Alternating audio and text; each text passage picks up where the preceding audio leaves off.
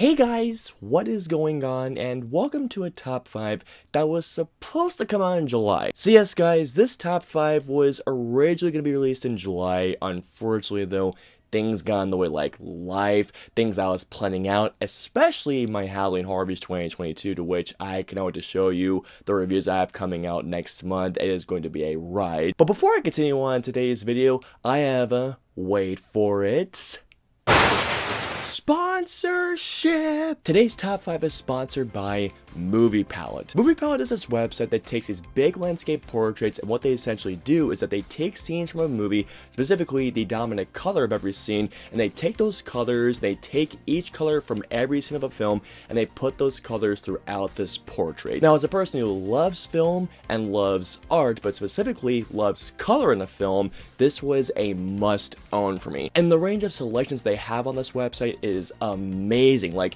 they have stuff on Lord of the Rings, Blade Runner, The Lion King, Wizard of Oz, Nightmare Before Christmas. Since spooky season is coming up, they have stuff on The Exorcist, they have Jaws, The Shining, and since today's video is a sequel video, I got a palette on a sequel, which is one of my favorite sequels of all time, Star Wars The Empire Strikes Back, which is in my top 5 movies of all time. This is so freaking cool, guys. And as y'all can see, since they take scenes from film, right here is Hoth, right in the middle right here is Dagobah and Han Solo's part where he's in space.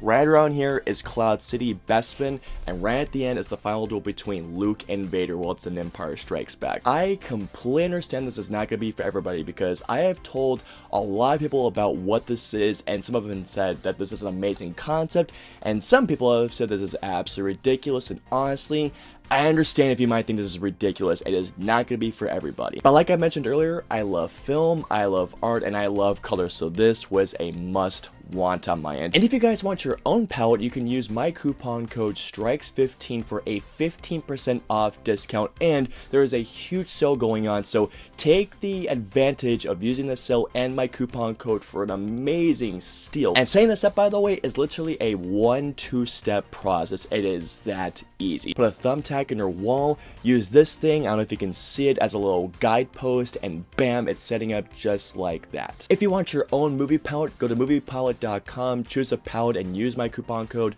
STRIKES15 for a 15% off discount for your own movie palette. And once again, thanks to moviepalette.com for sponsoring today's video. Now with that being said, guys, let's get back to the top 5. Now, with that being said, guys, let's continue on with today's video. In case if you guys did not see the thumbnail or the title of the video, or if you just blindly clicked on the video, I really appreciate that, guys. Seriously, I'm here to discuss with you all my top 5 most underrated sequels. Now, before I continue on with the guidelines, which is the usual thing I must do here, a lot of people are probably going to ask, what is your definition of an underrated sequel, or just an underrated movie in general? In my eyes, one underrated movie is that it's a movie that critics may not have liked, but I personally did. A movie on Rotten Tomatoes that has, let's say, a 59% or lower, but I like that certain film, is an underrated movie in my eyes. And this could be at the second film, third film, fourth film, or whatever that film is in the franchise. These are the sequels that I like that critics may not have liked out there. A couple of guidelines I must issue out as per usual. The first thing is this, and it's actually the only thing, is that this is my personal list, my subjective list. I have a couple of honorable mentions. Now, I find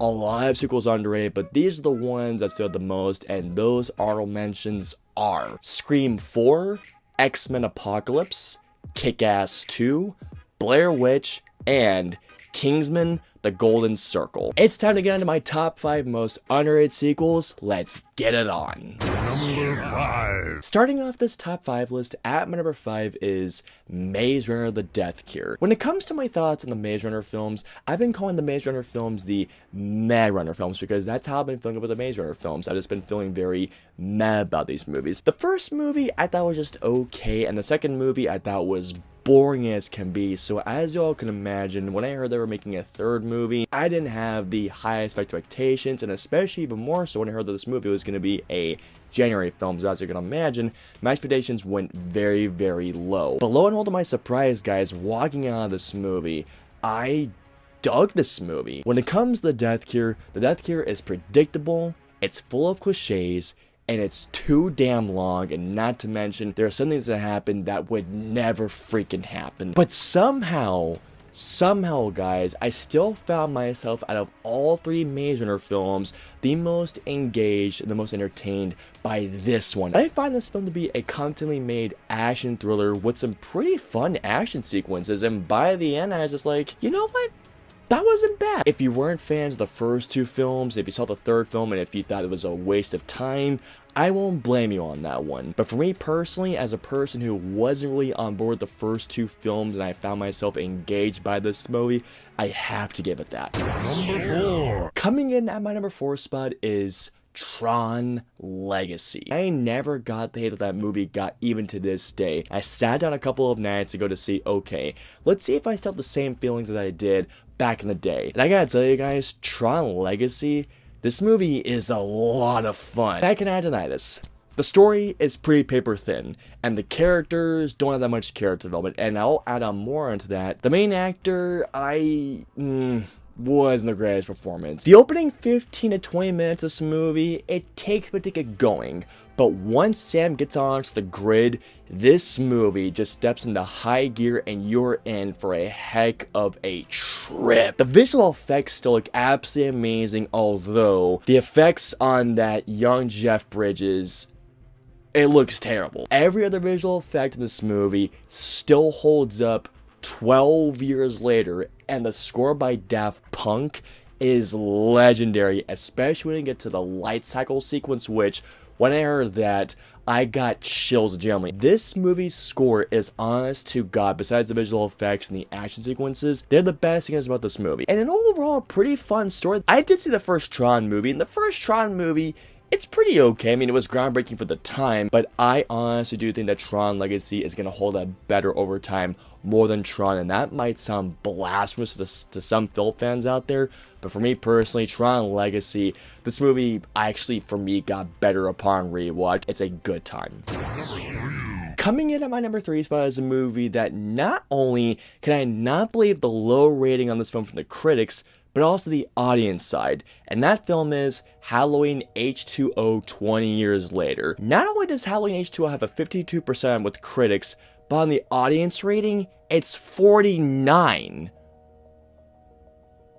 How? Michael Myers doesn't really kill until the final act of the film. Halloween H2O primarily focuses on the storytelling and the characters. That might seem like it might be a recipe for disaster, but honestly, that's what I liked about this movie. Knowing that after the events of Halloween and Halloween 2 that Laurie Strode has PTSD after all that time that she's trying to protect her son, played by Josh Hartnett, which, by the way, Josh Hartnett gave a great performance in that movie. And when Michael Myers does appear, it is a great payoff with a great confrontation. But before then, what we have here is just really a storyline about Laurie Strode trying to protect her son after 17 years of PTSD. Knowing that Josh Hartnett's character is just trying to live a normal life despite his paranoid mother. And what made this movie even better is knowing this movie is just 85 minutes. This movie just flies so quick. Well, Michael Myers actually does some kills this movie. The kills are satisfying. In particular, the dumbwaiter kill,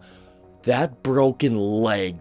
Oh my god, the prosthetics look so good to this day. I don't get why this movie has a low rating, from critics and audiences especially. The two real flaws of this movie are this: too many false alarm jump scares, way too many, and also the fact that this movie leads into Halloween Resurrection. Halloween H2O, if you haven't seen it, please check it out. It's a really good Halloween movie. Number 2. Coming in at my number 2 spot is Pirates of the Caribbean: Dead Man's Chest. Dead Man's Chest has always had a very special place in my heart, but before it continue on, quick story time for you all. I first saw this movie back in 2006 when it originally came out. My dad took my brother and I to go to Disney, and we saw this movie in a big-ass IMAX theater, and there was an actual pirate ship that they made in the movie theater that was in the auditorium. I remember that even being as a kid watching this movie, that I really enjoyed this movie. I mean, it was a little long for sure, but it was a movie that blew my damn brains out when I first saw it. I wanted to sit down this movie like every other movie on this list and see, okay, do I still enjoy this movie? And yeah, this movie is still such a good time. Dead Man's Chest does what a good sequel does. It expands the world, it expands the mythology, introducing new characters, and while it may seem a bit overstuffed at times, and like I mentioned with Tron Legacy, this is a movie that does take a little bit to get going. This movie is 2.5 hours long, and before Davy Jones comes in, don't get me wrong, it's still intriguing, it's still entertaining, but once Davy Jones actually comes in, that is when this movie kicks into high gear, and I found myself smiling from that point on to the final scene of this movie. The visual effects, especially in Dead Man's Chest, look phenomenal. Seeing the CG on Davy Jones, who by the way, Bill Nye absolutely killed it as Davy Jones, the CG on that face to this day looks incredible, and it could pass for a movie made today. I found myself smiling and have a great time. If you haven't seen Dead Man's Chest, guys, please check it out. At World's End though, I understand that percentage entirely. Dead Man's Chest underrated? Abso-freaking-lutely. It's #1. Coming on to my #1 most underrated sequel, and that sequel is Blade 2. To sum up my thoughts with Blade 2, I'm gonna use one word. Bad ass. Blade 2, guys, is fucking awesome! When it comes to the Rotten Tomatoes score on Blade 2, what's the Rotten Tomatoes score for Blade 2 again? Roll this. Motherfucker, are you out of your damn mind? What? If there's one thing that the first Blade film has over Blade 2, it's the character development. The characters are developed slightly better there. But Blade 2, man, Blade 2 ups the ante in every single department possible. Blade 2 having to work with people that have been trained to kill him is brilliant against a common enemy. The saying, the enemy of my enemy is my friend. Wesley Snipes is great. Chris Christopherson is great. Norman Reedus is great.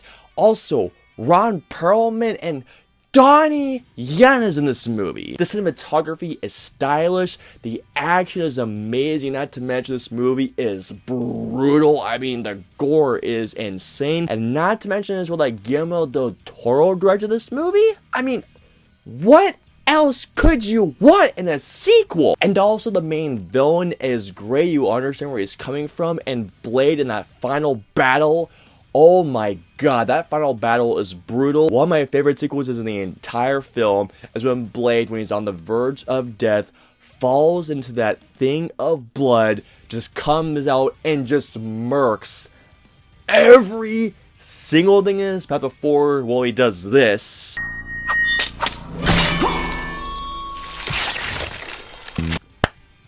I don't understand how some people don't like this movie. This movie is a badass sequel. It's a great sequel in my eyes. It's better than the first movie, and we will not gonna talk about Blade Trinity. Oh, fuck that movie. So we put, guys, Blade 2 is my #1.